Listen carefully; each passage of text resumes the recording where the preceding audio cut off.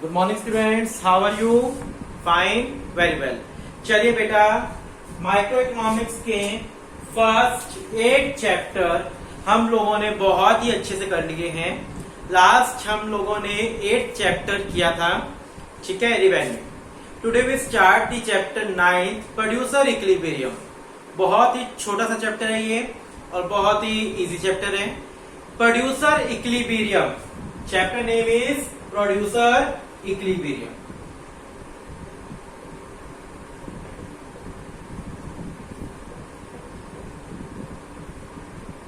अभी आप कहेंगे सर हमें कुछ कुछ याद आ रहा है, कहीं हमने ऐसा कुछ पढ़ा था। बिल्कुल सही, आप लोगों ने चैप्टर 3 में कंज्यूमर इक्विलिब्रियम पढ़ा था। सपोज करो आप कंज्यूमर हो तो आपका इंटरेस्ट क्या होगा? टू गेट मैक्सिमम सेटिस्फेक्शन, ठीक है ना। अगर हमने याद किया तो कंज्यूमर इक्विलिब्रियम का मीनिंग क्या था? Consumer equilibrium is that situation when consumer get maximum satisfaction. क्योंकि कंज्यूमर का इंटरेस्ट होता है सेटिस्फेक्शन के अंदर। हर कंज्यूमर मैक्सिमम सेटिस्फेक्शन चाहता है। प्रोड्यूसर क्या चाहता है? प्रोड्यूसर चाहता है प्रॉफिट। अगर आप प्रोड्यूसर हो तो सोच के देखिए आपका इंटरेस्ट कहां होगा? प्रॉफिट में होगा, ठीक है ना। आई एम राइट, ठीक है। तो producer equilibrium is that situation when producer get maximum profit. जब प्रोड्यूसर को मैक्सिमम प्रॉफिट अचीव हो जाए, that situation is called producer equilibrium. ऐसा ही कुछ हम इस चैप्टर में पढ़ेंगे, ठीक है। चैप्टर आपका क्या है? Producer equilibrium. Got it? चलिए सबसे पहले हम पढ़ते हैं प्रोड्यूसर का meaning. What is the meaning of producer? Producer are those person, producer are those person who convert raw material into finished good, ठीक है। प्रोड्यूसर वो पर्सन होता है जो रॉ मटेरियल को फिनिश्ड गुड में कन्वर्ट करने का काम करता है। Got it? Producer are those person who convert raw material into finished good. Producer are those person who convert raw material into finished good. Producer वो पर्सन होता है जो रॉ मटेरियल को फिनिश गुड में कन्वर्ट करता है, यानी जो हमारे लिए गुड प्रोडक्शन का काम करता है, that person is called producer, ठीक है। देखिए यहां पर producer is a person, economically entity who produce and sell a commodity या service. In the process of production he utilize various factors of production. यहां क्या कह रहे हैं? प्रोड्यूसर वो पर्सन होता है जो गुड्स को बनाता है, सेल करता है। Not only goods, service also. ये बात ध्यान रखना, गुड्स एंड सर्विसेज को आजकल साथ लिया जाता है, ठीक है। Production is done by the producer to earn profit. Production क्यों करता है प्रोड्यूसर? प्रॉफिट अर्न करने के लिए। Excess of total revenue from the seller of output over total cost of producing the output is called profit. ये क्या कह रहा है? प्रॉफिट कैसे निकलता है? टोटल रिवेन्यू में से टोटल कॉस्ट माइनस कर दो, क्या आ जाएगा आपके पास? प्रॉफिट। प्रॉफिट को इस चैप्टर में पाई से डिनोट करते हैं। किससे डिनोट करते हैं? पाई से। प्रॉफिट का मतलब total revenue minus total cost, ठीक है। बात आ रही है समझ आपको अच्छे से? Producer are those person who produce goods and services. बहुत सिंपल मैं आपको मीनिंग लिखवा रहा हूं, आप लिखिए। Producer are those person who produce goods and services and sell them. उन्हें बेचता है टू अर्न प्रॉफिट, ठीक है। हमने इस पूरे पैराग्राफ का एक सिंपल सा मीनिंग बना लिया। Producer are those person who produce goods and services, sell them and earn profit. That person is called producer, ठीक है। बता रही समझ? चलिए now we discuss the meaning of producer equilibrium. अब हम मीनिंग डिस्कस करते हैं प्रोड्यूसर इक्विलिब्रियम का। Producer equilibrium is that situation, meaning लिखते रहिए साथ साथ। Producer equilibrium is that situation when producer get maximum profit. When producer get maximum profit, that situation is called producer equilibrium. देखिए book से देखते हैं हम लोग। Producer equilibrium refers to that price and output combination which give the producer maximum profit. आपको book का meaning नहीं करना, जो मीनिंग मैं आपको करवा रहा हूं आपको वो मीनिंग करना है। Producer equilibrium is that situation when producer get maximum profit, ये मीनिंग आपको करना है। ठीक है, कहता है आगे यहां पर प्रॉफिट, प्रॉफिट को किससे डिनोट करते हैं? पाई से। प्रॉफिट निकालने का फॉर्मूला क्या होता है? Total revenue minus total cost. ठीक है, क्लियर है बिल्कुल बात यहां पर, समझ आ रही है? चलिए इससे आगे टॉपिक पढ़ते हैं हम लोग। यहां पर एक होते हैं नॉर्मल प्रॉफिट, एक होते हैं सुपर नॉर्मल प्रॉफिट। देखना ध्यान से मैं क्या क्या बोल रहा हूं यहां पर। एक होता है नॉर्मल प्रॉफिट, एक होता है सुपर नॉर्मल प्रॉफिट, एक होता है अबनॉर्मल लॉस, एक क्या होता है? Abnormal loss. Normal profit, first one क्या है? Normal profit. नॉर्मल प्रॉफिट क्या होता है? Normal profit when total revenue is equal to total cost, जब टीआर टीसी के इक्वल हो, that situation is called normal profit, या फिर इसको इकोनॉमिक प्रॉफिट भी बोलते हैं। क्या बोलते हैं? Zero economic profit. ठीक है, क्या बोलते हैं? Zero economic profit. इसका एक नाम और है zero economic profit. Total revenue is equal to total cost, इसका मतलब क्या है? No profit no loss. देखिए बेटा ध्यान से समझना, आप लोगों का बिजनेस है, या कई बार हम लोग किसी शॉप पर कोई सामान लेने गए, हम वहां उससे बार्गेनिंग कर रहे हैं, तो पर्सन कहता है इससे नीचे तो मैं दे नहीं सकता, चाहे आप फ्री में ले जाओ लेकिन इससे नीचे मैं नहीं दे सकता, मेरी कॉस्ट ही नहीं है। यानी इसका मतलब इज दैट रेट ही is in situation when there is no loss no profit, यानी उस टाइम पर वो इस सिचुएशन में है जहां उसको ना लॉस हो रहा ना प्रॉफिट हो रहा। हर बिजनेसमैन चाहता है चाहे वो कुछ अर्न ना करे लेकिन उसे लॉस ना हो, चाहे कुछ अर्न ना करे लेकिन उसे लॉस ना हो। हमारा अगर बिजनेस है तो हम बिजनेस को लॉन्ग टाइम तक रन कर सकते हैं। अगर हम लोग लॉस में नहीं जा रहे, चाहे कुछ अर्न नहीं कर रहे उस प्रॉफिट से, फिर भी उसको हम लॉन्ग टाइम तक रन कर सकते हैं अगर हम लोग लॉस में नहीं जा रहे। ये बिजनेस का रूल होता है। लेकिन अगर हम लॉस में जा रहे हैं तो हम लॉन्ग टाइम तक सरवाइव उस बिजनेस में नहीं कर सकते, हम लॉन्ग टाइम सरवाइव उस बिजनेस में नहीं कर सकते, ये बात ध्यान रखना। ठीक है, सो हर बिजनेसमैन चाहता है नॉर्मल प्रॉफिट। क्या चाहता है? नॉर्मल प्रॉफिट चाहते हैं। ठीक है, कम से कम नॉर्मल प्रॉफिट चाहता है। वैसे तो हर बिजनेस क्या चाहता है? सुपर नॉर्मल प्रॉफिट, लेकिन कम से कम क्या चाहता है? Normal profit. Super normal profit का मतलब होता है टीआर ग्रेटर देन टीसी, जब रिवेन्यू क्या हो? कॉस्ट से ज्यादा हो, आपकी रिवेन्यू आपकी कॉस्ट से ज्यादा हो तो आपको प्रॉफिट बचना स्टार्ट हो जाएगा। हर बिजनेसमैन ये वाली सिचुएशन तो चाहता ही चाहता है, लेकिन कम से कम ये भी चाहता है। अगर मेरा बिजनेस है तो सबसे पहले मैं क्या चाहूंगा? नॉर्मल प्रॉफिट, फिर मैं क्या चाहूंगा? Super normal profit. यानी ये तो मेरी होगी ही वांट, लेकिन मैं चाहूंगा कि मुझे नॉर्मल प्रॉफिट भी रहे। ठीक है, अबनॉर्मल लॉस, अबनॉर्मल लॉस का मतलब होता है TC greater then total revenue, TR, जब कॉस्ट जो है टोटल रिवेन्यू से ज्यादा है, यानी खर्चे ज्यादा आमदनी कम। It is that situation when a business is suffering from loss. ठीक है, no business can bear this situation. If he continue suffer from this situation, suddenly he quit his business.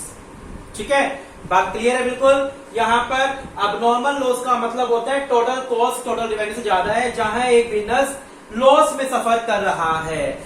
कभी भी कोई भी business this situation never want. ठीक है, लेकिन normal profit हर business चाहता है एंड सुपर नॉर्मल प्रॉफिट भी हर बिजनेस चाहता है।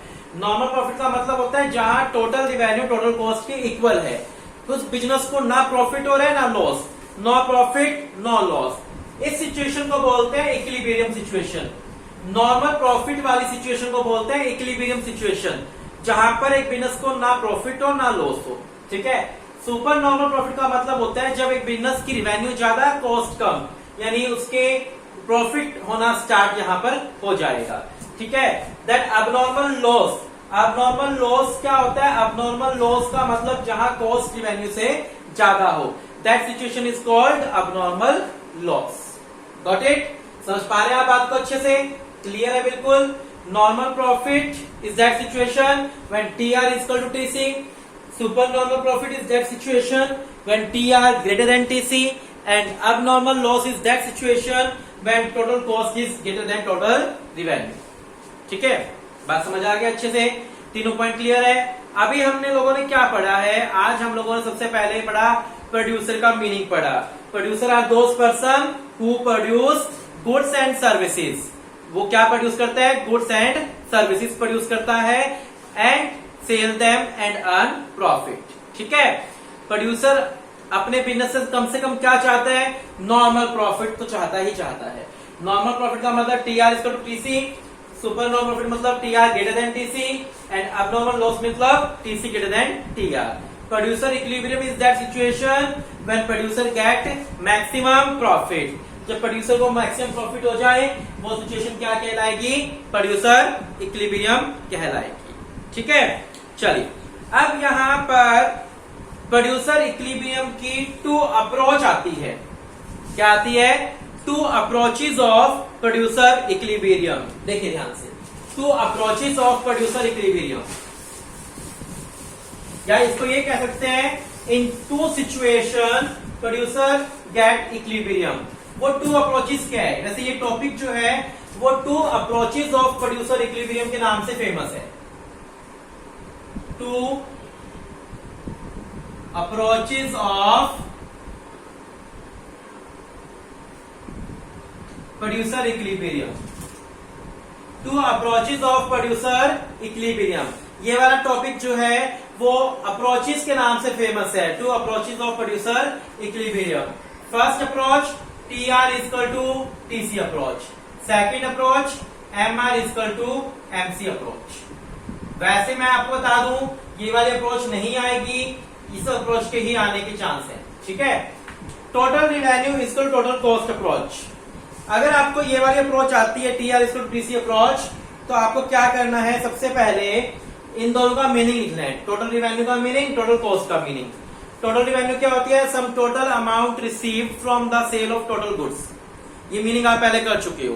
Total amount received from the sale of total goods. ठीक है, टोटल कॉस्ट का मीनिंग क्या होता है? टोटल कॉस्ट का मीनिंग होता है sum total expenditure incurred on production of total goods.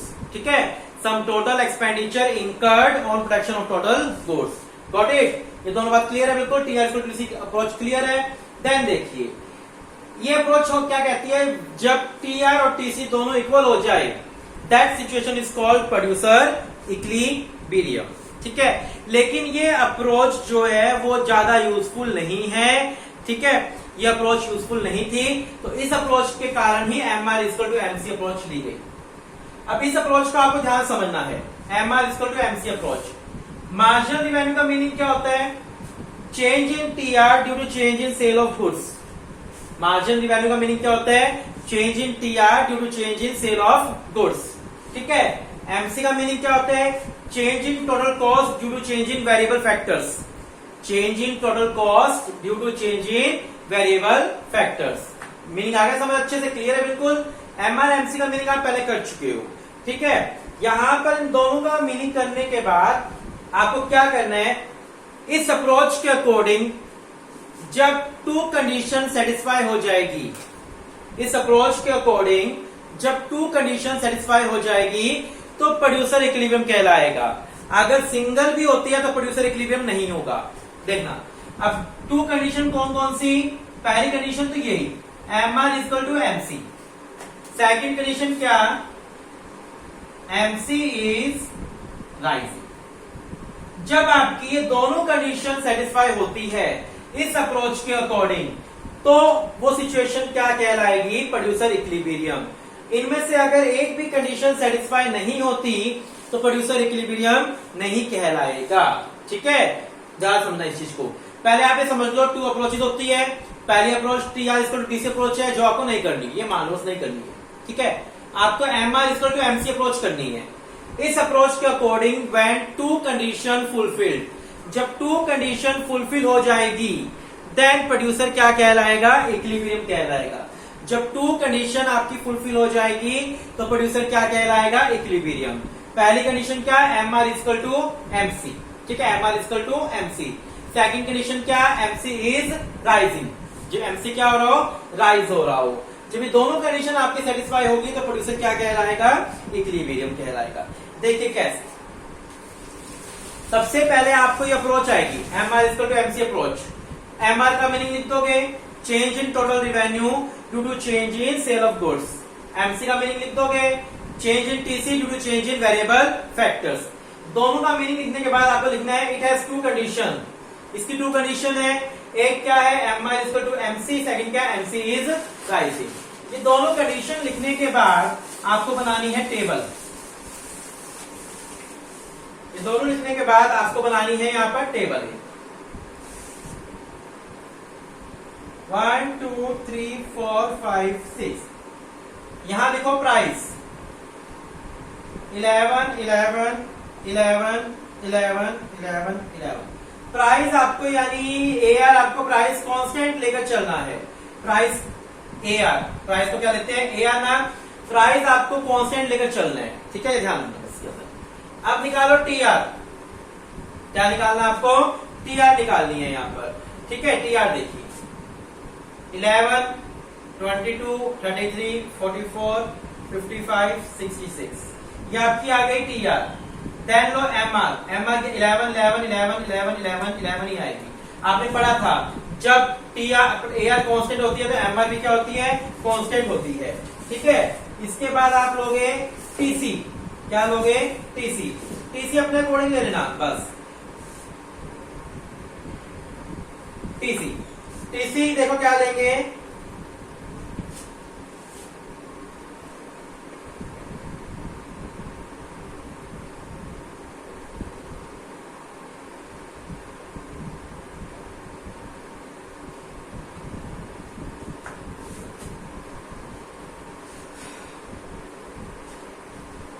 ठीक है। टीसी ले लिया आपने, टीसी लेगा। एमसी कैसे निकालोगे, एमसी नीचे से ऊपर माइनस करके,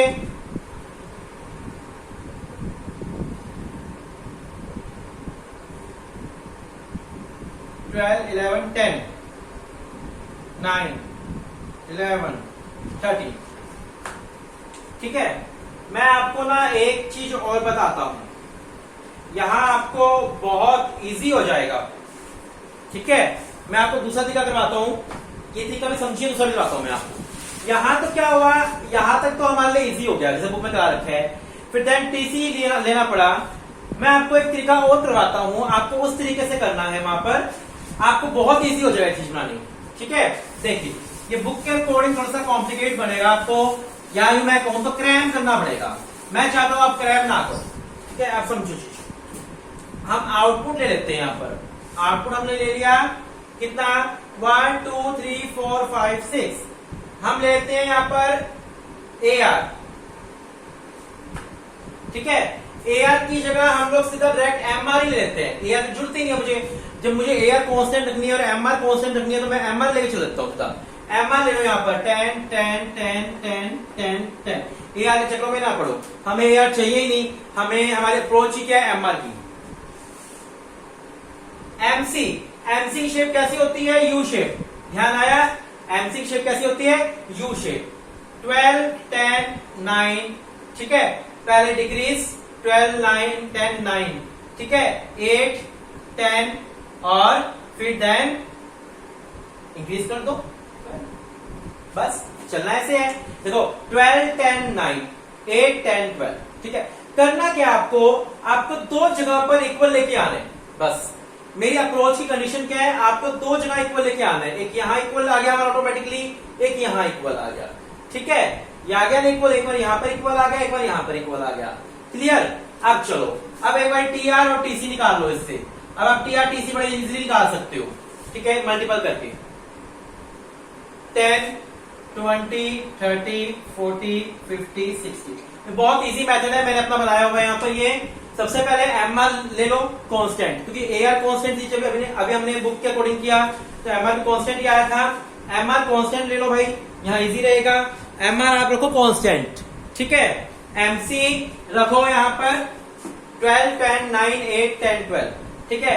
TR निकाल लिया मल्टीपल करके मैंने, और TC भी निकालो मल्टीपल करके इसको 12, 20 या कोरस्पॉन्डिंग प्लस करें, नहीं MC TC क्या करेंगे, कोरस्पॉन्डिंग प्लस कर देंगे हम लोग, ठीक है। कोरस्पॉन्डिंग प्लस कर दो भाई, यहां पर 12, 22 कोरस्पॉन्डिंग प्लस कर देना TC निकालने के लिए, और 31, 39, 49, और यहां पे कितना आ गया है 51, 61, 61 आ गया। कैसे निकाल, देखो MR से भी आप डायरेक्ट निकाल सकते हो, मल्टीपल कर लो या फिर इस तरह से इसमें कोरस्पॉन्डेंस कर लो, एक ही बात रहेगी, कोई दिक्कत नहीं होगी। देखो 10, 20, 30, 40, 50, 60 इसको कोरस्पॉन्डिंग करो, पहले 12 भी रहेगा, 12, 10, 22, 22 में 9 ऐड, 31, 31 में 8 ऐड, 39, 39 में 10 ऐड, 49, 49 में 12 ऐड, 67, ठीक है। आज हम लोग इतना ही समझ लें, अभी इस चीज को यहीं पर छोड़ देते हैं ताकि ज्यादा ना हो जाए, कल दोबारा से रिपीट करेंगे तो और अच्छे से समझ आ जाएगा। आज इतना ही करते हैं हम लोग, यहां तक अच्छे से कर लेना आप लोग। Thank you, have a nice day.